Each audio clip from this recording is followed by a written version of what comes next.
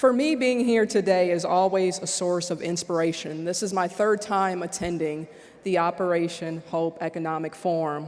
I don't know about you, but every time I leave energized and uplifted, because this is the training ground for the future generation of leaders. Chairman refers to us as those builders and positive disruptors, so that's you and I in our communities making an impact day to day.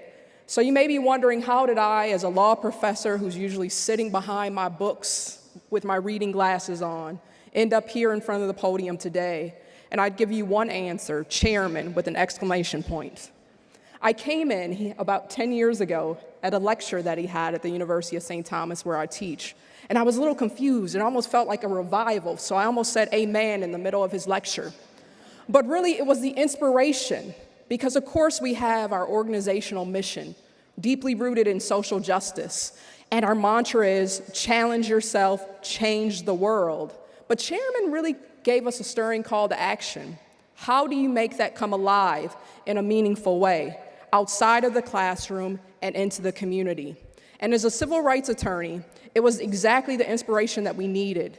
He helped our students to tap into their entrepreneurial spirit, to go beyond seeing some of the problems in our community to creating meaningful solutions. So we began to focus on two areas: criminal justice and education.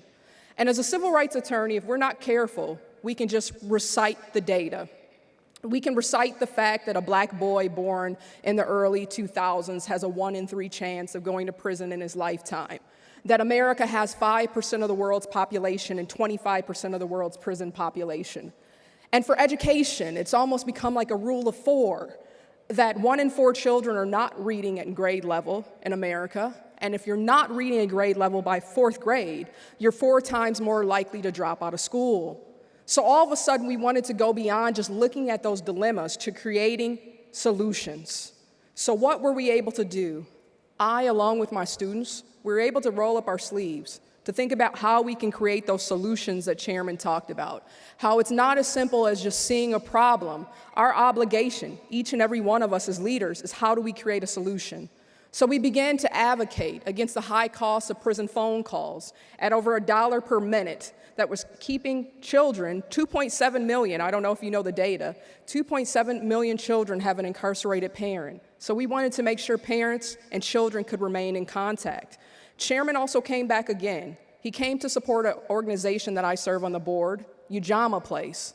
He came back to Ujamaa Place, and that's a nonprofit based in Minnesota that's about creating opportunities for our brothers and sisters who are returning back home from prison, about job opportunities. And I don't know about you, it's of critical importance. In states like ours, and even here in Georgia, the average amount that we're spending is over $30,000 to keep someone incarcerated. And in many states, it's upwards to $60,000. And as we're talking about finances here, we know that many of your organizations and groups that you represent could bring forth meaningful change with that investment. So when we looked at creating a solution, and especially around education, it had to go from the cradle to college. So how could we help to create meaningful educational opportunities as well? And I wasn't challenged just enough in my workplace. I also took on a personal challenge. I actually launched, in the spirit of entrepreneurship again, my own publishing company, which focuses on bridging a gap that, to me, was heart-wrenching, that many of my clients learned how to read while in prison.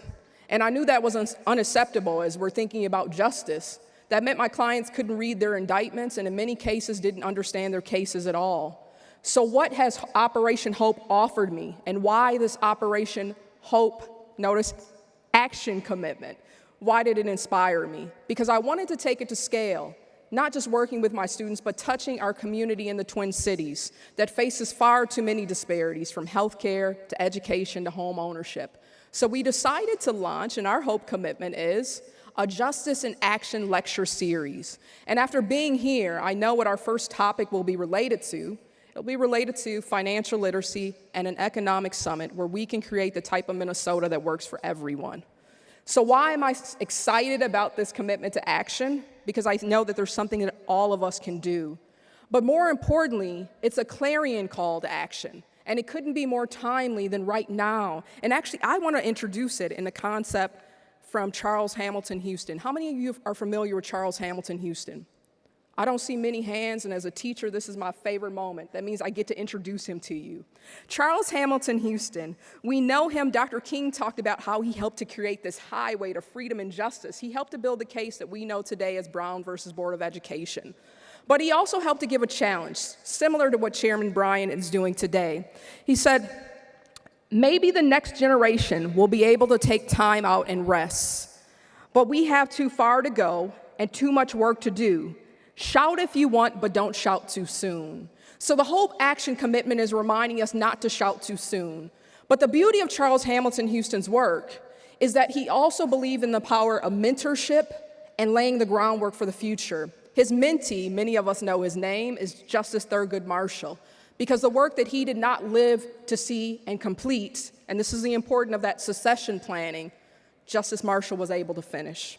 And he also challenged all of his students, as he was a law professor and litigator like myself, to remember that a lawyer is either a social engineer or a parasite on society. And I think we can substitute lawyer for leader, that a leader is either a social engineer or a parasite on society. So without Mr. Houston, Dr. King, Ambassador Young, and so many of our heroes and sheroes, we would not be here today. So the challenge of the Hope Commitment is not to shout too soon and to make an impact. So I hope you'll also join us in a commitment to action. Thank you.